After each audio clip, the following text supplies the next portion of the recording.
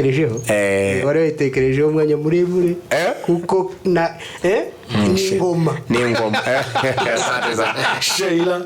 Sheila lakini bwana Super yes kwa kawaida wewe unatarajia muziki gani? Yani hapa tuna East African from Bujumbura, from Tanzania, from Uganda, from Rwanda, from DRC, from South Sudan. Kwa kawaida from Kenya, kwa kawaida muziki gani ambao unakufurahisha sana? Yani wewe ukisikia unapiga unachanganya. Mimi asante sana kwa kuniuliza swali. Ningependa nikujibu kwa lugha ya Kiswahili lakini baadaye nitasema kwa Kinyarwanda kwa sababu kila mmoja anaweza kusikia. Ndio kujabasubunze. Unajua mimi ni mtu wa watu.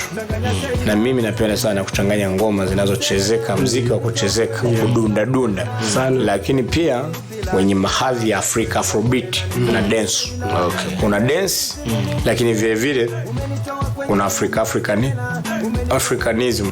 Kwa hiyo ndo maana nimesema kwamba mimi ni mtu wa watu. Kenda Burundi baragusangaye kama kawaida. Kenda Tanzania baragusangaye. Niwe Kenya ni huri. Uganda na Kongo niho yichari. Lakini Rwanda ni nyumbani.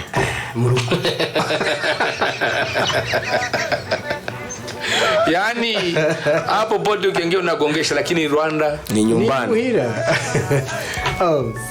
Kwa hiyo warombaje ikibazo? Nengo baje ikibazo rwose urambira utara amakuru dufite uba uwanga mazimwe abantu babona.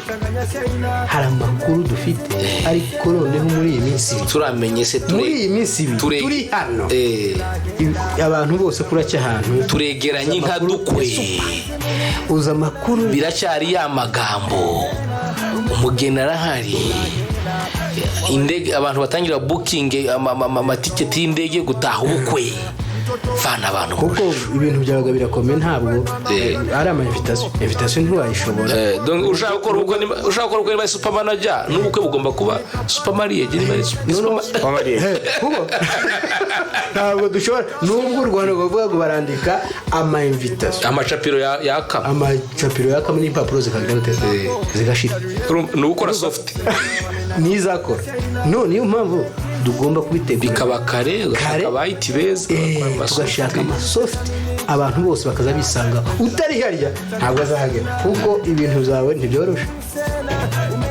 twibwirire. Nibyo kuko ikibazo mbajije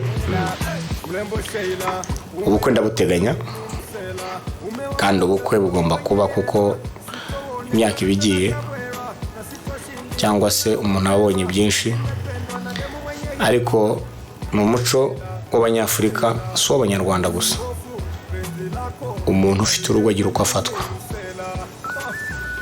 Umuntu ufite urugo ufite umugore ufite abana cyangwa se ufite umugabo ufite abana cyangwa se niyo yaba atabifite ariko wenda yarabigize hari abatabafite kuko bapfushe kubera ibyago ariko umuntu wese wiyubatse maze kwitwa ko yubatse hari indi level cyangwa se hari ubundi buryo abantu bamufatamo cyane mu mugabane wacu wa Afrika. Nshaka kuvuga indi migabane kuko buri gihugu cyangwa se buri bantu bagira umuco wabo agahugu n'umuco wabo. Jewe rero nibyo koko ibyo bintu bigiye kuba cyangwa se biregereje. Ndibaza ko nateguye ko uyu mwaka ngomba kugaragaza umugeni.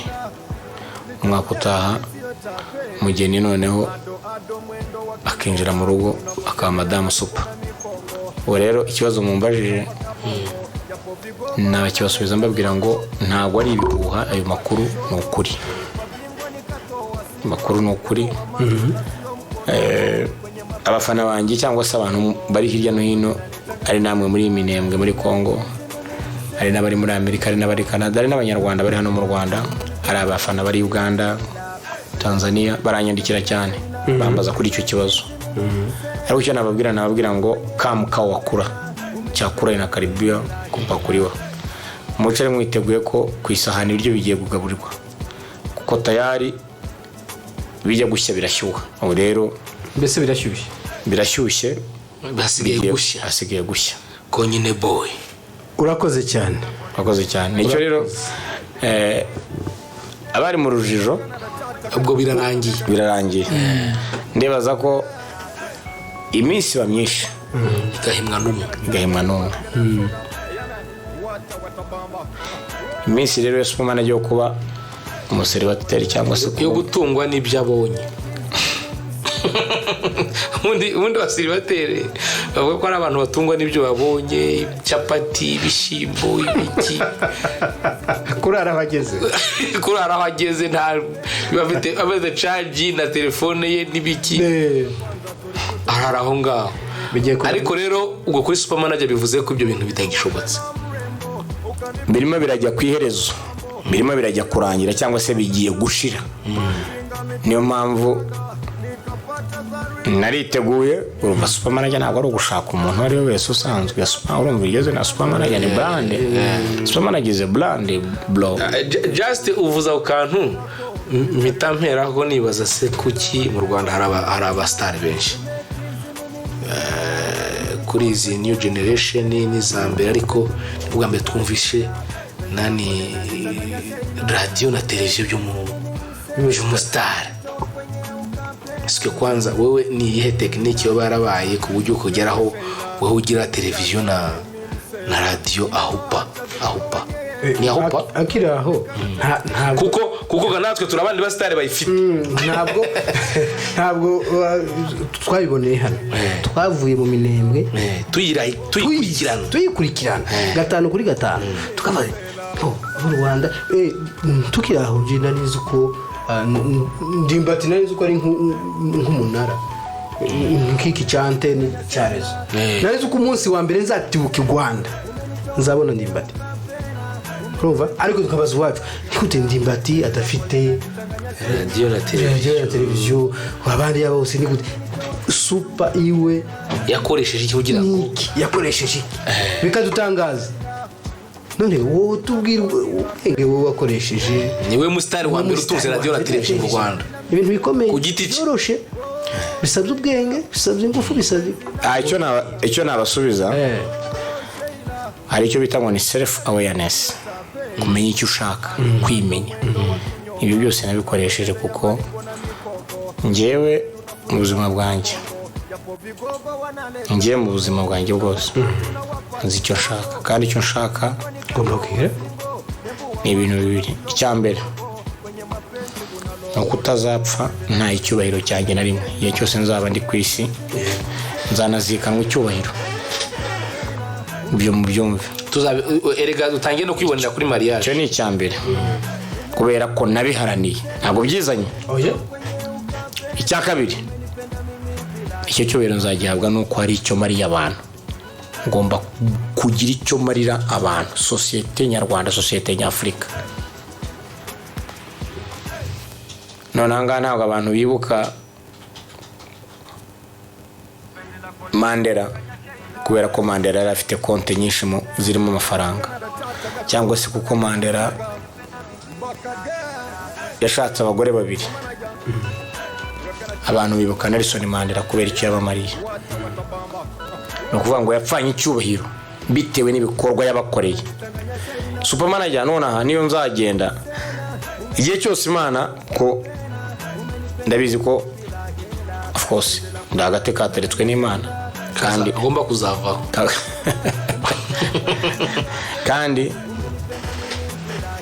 mu by'Imana yampuguyemo cyangwa se yampumuyemo no kugira icyo marira abantu. Muri Bibiliya hari abantu benshi burya bavugwa,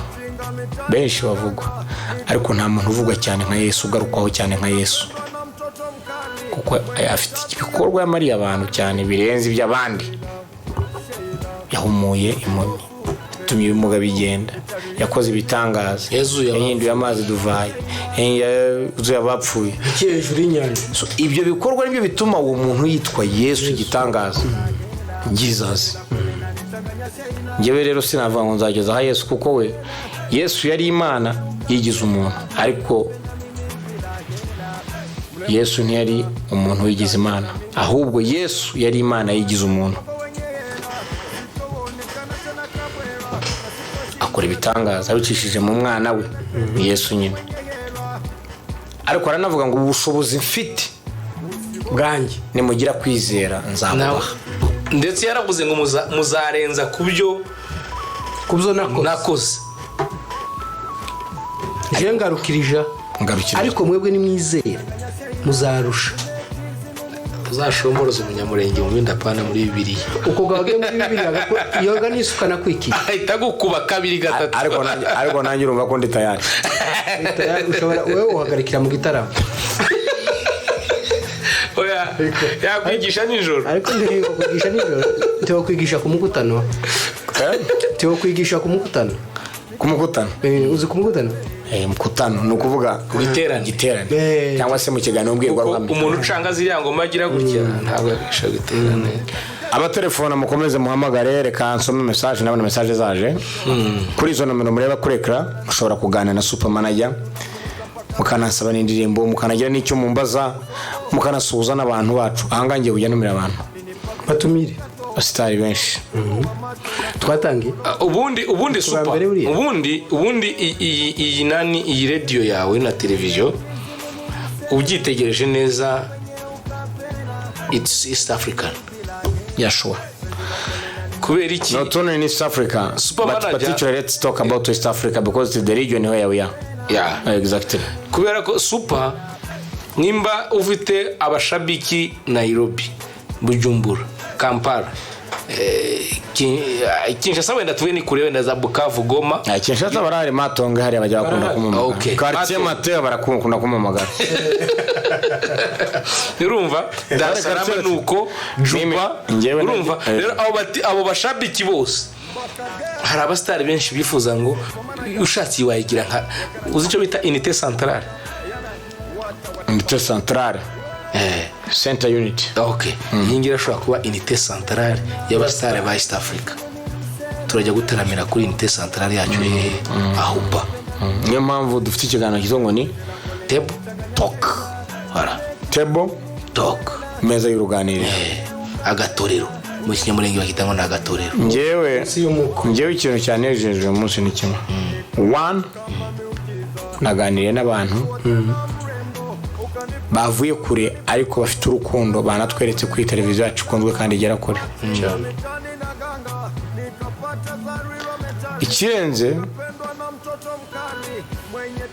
mutanze ibitekerezo byajyaga byibazwa n'abafana benshi yarambajije ngo ese uzashaka buribarije abafana benshi babibazaga icyo kibazo benshi kuko hari abantu babitse inka zabo bazi ati ntabwo super manager akora ubwe ngo nanjye mburi nkamuha urumva ariko si yinka ku muntu adashaka nzakomeza bizaherera avuga ati voilà niba aho hariho nk'inyana indi cutse ati Superman iyi niyo kwa Superman yo kwa oya ntabwo avanye nka niyo kwa Superman inka niyo kwa Gakumba Superman ajya hano kuri televiziyo ati zajya turastar niyo mpamvu abari hirya no hino baratubwiye murabo mugomba kutubariza super ayo makuru kuko ayo makuru karagenda garuka mutubarize turebe uko nono gatubike tutazakugwa n'isoni ku munsi ubu kuko hari inka ziteganyijwe ahubwo ndimo kwibaza bizagenda bite koko kubona ambutiyaje za mu mihanda bukwe bwikana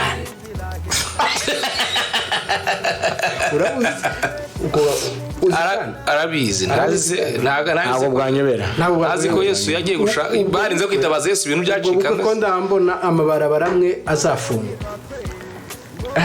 kuko n'ubukwe nese uzafata abantu bavuye Nairobi ni igikundi abantu bavuye Bujumbura ni igikundi Kampala ni igikundi Bukavu ni igikundi Minembwe ni igikundi USA ni igikundi European nese urambwira se ngo Patrick azaherekezwa n'abantu bangana iki ava Australia turamusuhuza Patrick ari muri Australia hariya n'imfura cyane n'imfura oya ni n'umuntu wamaze kumbwira ati ubwo bukwe ndashaka VIP table arambwira ati nditari kuhicara okay hariho undi waguhamagara kubwira ngo ushake uri ari Juste Boniga ba Juste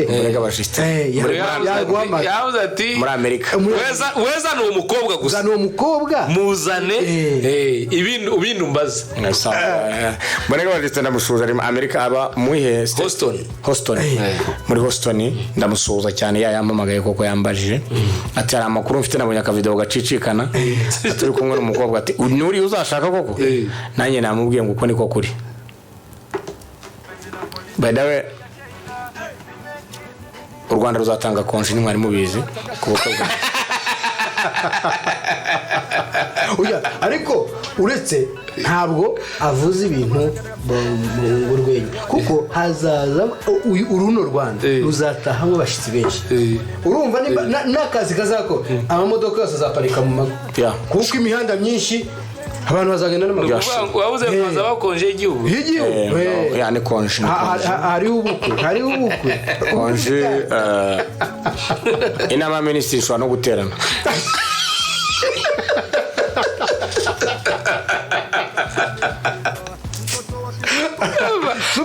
urumva niba ari uko bimeze sibyo oya niba ari uko bimeze buriya bukwe rero nta bintu by'ama invitation donc ni mukore soft urashaka abayiti beza bakore soft donc utari muri soft egare ko ntari mu bukwe atajya mu bukwe nukora soft niba ari miliyoni niba azajyamo abantu miliyoni zingahe kandi rero muri soft rero ntuziyandikisha uzibenda ko icyo gihe uzafite rendez-vous yo kwa muganga ujye kukwangiza imyanya urumva nukuvuga ati invitation mu kwezi fulani nzaba mpari okay genda donc uzi system ya green card abantu bajya muri Amerika ni kuri kuyandikisha hariya tu valide ushaka abatekinisiye staff y'abatekinisiye wenda abangaye tu valide voilà buriya tuzakoreza SMS ko wemerewe kwinjira mbese ni u Rwanda urabona aho rugeze ngeze ahantu heza haryoshe ugereyo kumva umutima wawe urashitse ukaryama ugasinzira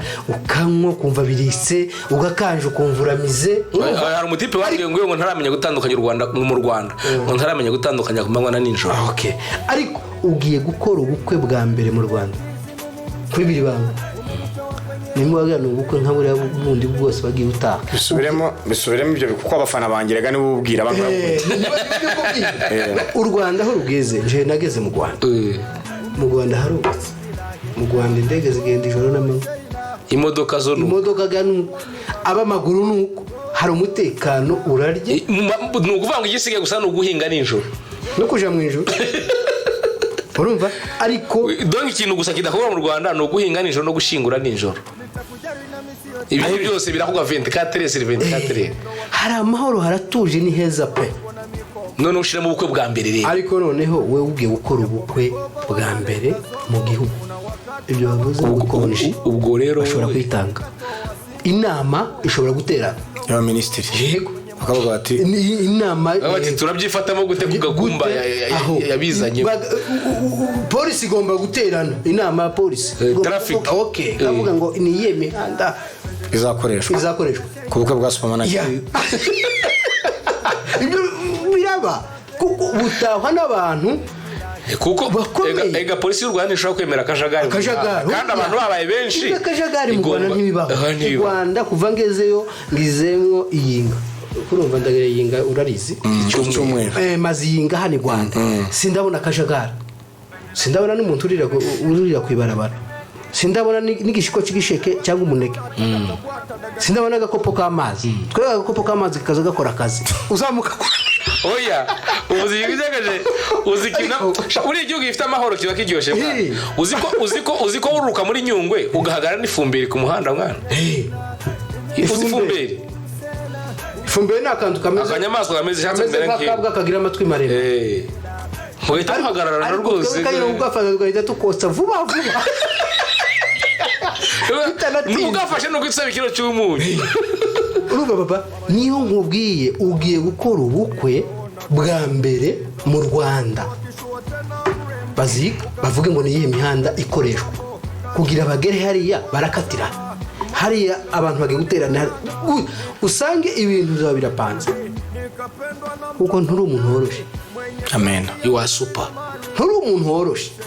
Amen. Kujya weho urabona uri umuntu urahumeka ufite inzara uhambaye isaha nanjye ngiyo nambaye ufite ubwanwa tugiye muri sari mweje nawe ariko umuntu amenywa n'abandi ntukizamure abandi barakuzamura reka kujya n'uriya mugabo yavuze ntukizamure abandi bantu bazagira ute bazakuzamura. Amen. Ubu twebwe nje uko nje nijubize nijukuze navuga uyu mugabo arakomeye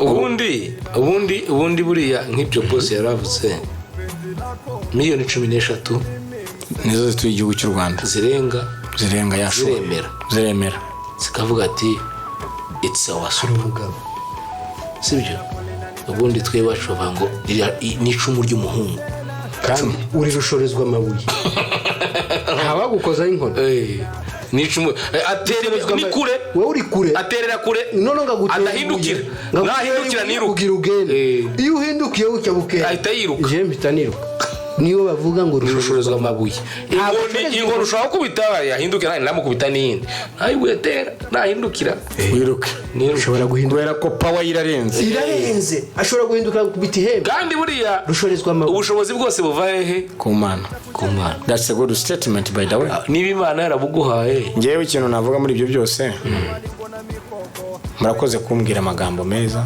Bibiliya nivuga ngo akaruma kararema Abanyarwanda baranyakiriye sindi gitangaza ariko bangize igitangaza kandi inshallah amugane w'umuyisilamu ngo inshallah Imana niyibizi ndebaza ko ubukwe bwanjye buzaba nabwo igitangaza kuko ari ubwo umusitari w'igitangaza gusa ikirenze Konji yo ndabizi zatangwa kuko inama minisitiri zaterana ibyo byamakuru ndafite kandi yizewe hanyuma abavandimwe banjye baba hirya no hino ku isi n'abafana banjye ko buri mufana wese amaze kumbura nta musitari ugira umuvandimwe umusitari ni uwa bose kuvuze ngo bara n'abavandimwe banjye ushobora gusanga ari umufana ugukunda kurenza umuvandimwe wawe okay just erega ubundi akenshi umuvandimwe nta nubwo apfa kwemera ko uri umusitari wakurebera mu isura y'ikivandimwe niyo mpamvu nanivuze ngo buri wese nzagerageza kuyitwaramo neza kandi azishima ko habaye ubukwe bwa supermanager umusitari w'igihugu n'Imana mtoto wa Mungu mtoto wa Mungu mtoto kidogo mwili mtoto me urabona ikitangaza tuvuye ku bwa supermanager ni nk'igice cya shani sibyo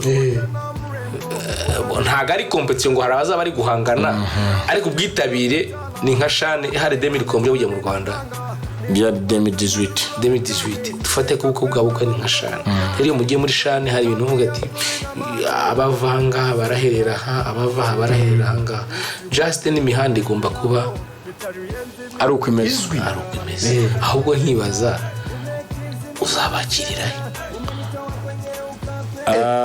aya mazu nabonye aresha gutya iyo naniko kwakira abantu ba papa ni benshi amazu ni marebe amazu cyangwa se amahoteli mu Rwanda ariko kwakira abafana ba supermanager nibyo ntabwo byoroshye bose mbona nkubone barebana urabona nari nasabye ko stade Amahoro yihutishwa kubakwa barimo barayubaka cyane kugira ngo umwaka utayiba yuzuye ariko ya stade umunsi zose urabona noneho bizagenda biteko igikorwa cya mbere kizaberamo ni ubukwe bwa supermanager uzayita ariko uko mbireba nuko ngenda mbibona bagomba guhuza Kigali Arena na Stade Amahoro imiryango igafungukira rimwe bakayihuza kuko imwe yonyine ntabwo yabasha kwakira abafana baza cyangwa se abantu bazitabira ubukwe bwa supermanager kundateganya ubwo bishatse no kuvuga ko na studio za Hupa zizimukira Hupa izaba ikavaringa live n'andi mateleviziyo atabushijwe ko ndi umuntu w'abantu Umoja TV Umoja wetu yurumva izabiryamiye amara Koko TV izabihari mwese mugomba kwamba ariko buno buko burakomeye urabona kera abantu bo mu Minembwe babutashe ubu nibwo turi kuvuga none abari inyumaga batekereze nawe umurongo ngwindoze abavuye mu Minembwe ngewe icyo navuga ni umurongo w'urukundo urukundo burya ni ikintu gikomeye cyane moi je ne suis pas en doute, je sais que 100% le mariage de moi sera bien organisé, sera bien fait parce que j'ai plusieurs fans et j'ai plusieurs fans n'importe où au monde. Voilà. Et je suis quand même un garçon le star. Donc pour vous il suffit seulement d'annoncer et de préciser la date. Les autres vont s'en occuper. Merci beaucoup. Hanyuma super. Yes. Mu minsi mike dusubire mu Minembwe aho tuzasanga tuzababwira iki. Muzababwire ko mbakunda kandi niteguye kuzabana nabo, kandi icyo bazajya bashaka ko nabakorera cyangwa se nakora nakwitwara ukuntu, haba mu kumpa inama zinyubaka, haba mu kunkosora. Supermanager ni umusitari w'Imana n'igihugu. Iyo uri umusitari w'Imana n'igihugu wumvira Imana, kandi Imana ni discipline, Imana ni ukubaha, Imana ni ukutaba kigwari, ni no kutaba umunyabwoba. Bibiliya iravuga ngo nta munyabwoba uzajya mu ijuru. Fear person. Ako mu Cyongereza baravuga ngo fear is a disease. Ubwoba ni indwara. Ariko nanjye rero ngiye kubibariza. Murakoze ku nama mu mayi, reka mbabaza. Ubundi kuki mwahisemo kudutemberera? Mwabitewe n'iki kugira ngo muvuge muti turi Kigali? Mwambwiye ko icyambere cyabazanye harimo no kundeba. Ariko birimo, ariko siyo nyamukuru. Namwe nimumbwire icya kabiri mwabonye mutu Rwanda. Icya gatatu ko nifuza ko amaherezo yose nanjye muzantembereza iwanyu, muzabinkorera. Ibyo nibazo bitatu. Ngenda subiza icyanyu icya kabiri n'icya gatatu. Niwe mukuru, twe iwacu mukuru niwe. Ese abanza umukuru abanza umuto baba? Umuto. Abanza umuto. Okay, reka ngiye mbanza.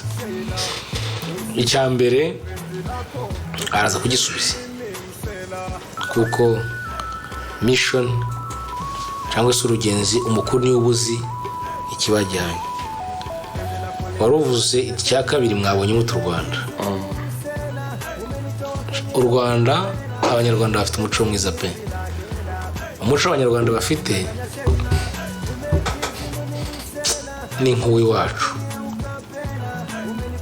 Nubwo inka zacu zanyazwe zigashira, ariko urabona umuco bafite ni nk'uwi wacu. Kuko kwakira abashitsi, kuganiriza abantu, gusuhuza abantu, ibyo natwe nibyo bituranga iwacu. Even nubwo duhura n'izindi mbogamizi nyinshi zitandukanye n'abandi bose baraziza, ariko cyane u Rwanda nuko rumeze. Hari ibice nka bibiri bishatse kuryoha kuruta ibindi mu Rwanda. Icya mbere kiryoshye kuruta ibindi ni umutekano.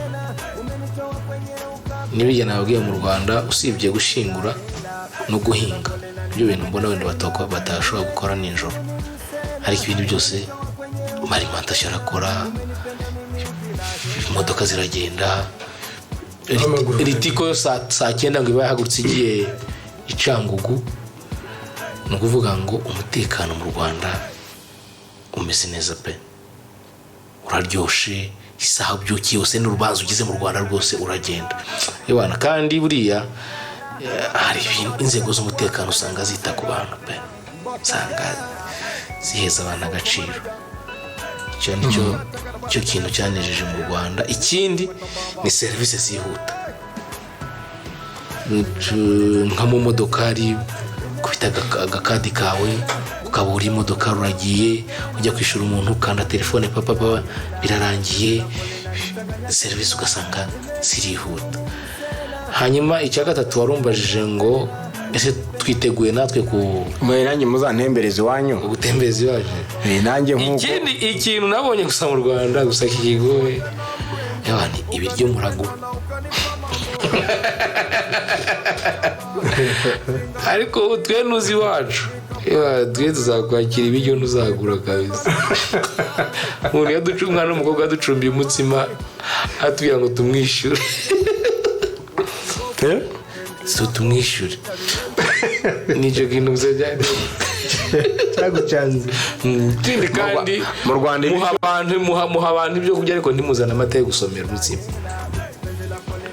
Ibyo mu Rwanda ibyo gusa byanguye. twe iwacu iyo bazanye ibyo kurya ni ngombwa ngo bazane n'amata tugasomera mwe muzana ibyo kurya mugasiga amata kandi mwajya kuzana amata rimwe mukazana nta nabyo kurya ngo bagotomera amata twe kabise bana ibyo kuntu tujya kutuzanira nani kaunga uyizana unga uzane n'amata nuko mzee baba kaunga n'amata ubundi super je ngubwire super ubundi buriya uzatinya ibintu byanditse muri Bibiliya ibindi byo kujya ugenda ubona n'abagoronome bagiye babirema ariko muri Bibiliya handitsemo inyama handitsemo amata handitsemo umutsima uzasangamo amateke uzasangamo ibijumba n'ibishimbo mu gihe cy'ibibazo wabijya mu gihe cy'ibibazo cyangwa cy'abagiye handitsemo umutsima handitsemo amata handitsemo inyama ntarengarenga iba mu biriya bya dodo muzana nta bitoki nta gitoki biriya bindi n'abagoronome bagenda bakabirema nta kijumba nta ndofanya umutsima inyama amata ibyo bintu muri Bibiliya nibyo bivuga ngo ni igihe cy'ibibazo ukifashisha ibishimbo byanditsemo igihe cya Daniel bagowe bakarya ibishimbo ubwo nibyo mvungure ni ibishimbo ni biranagora mu nda cyane kuko niba biririye i Kigali uhabwa ugeze igitaramo bigenda bizamura gaze kuko ariko ibiryo Bibiliya yemera ni umutsima ni inyama n'amata rero mwajya kuzana umutsima mukazana umutsima n'inyama ariko mugasiga amata mwajya kuzana amata rimwe mukayazana nta mutsima nta nyama zirangwa icyo nicyo wabonye cyakogoye n'ibyo kujya nicyo cyangoye gusa mu Rwanda ariko ubundi wanjye ngiye nuko wabikora ibindi naranyuzwe pe naranyuzwe ndanarushima ariko basigaye bambara amahuzu basigaye bambara iki ni ugushuha hano hashushe bazambara uduhuzu tugari mukambara amahuzu bakayageza ni ugushuha hano harashusha abakobwa bambara amahuzu magufi bagashotora abahungu amahuzu ni imyenda amahuzu bambara imyenda migufi no ugushuha hano harashushe none bakambara amahuzu habe nubwo hoshyuha kuri hano no gushomboroza abahungu nicyo mwabonye urakoze cyane kabisa ibindi wana it's good. Thank you very much. DJ, press the music. Nabashitsi baranganiriye cyane.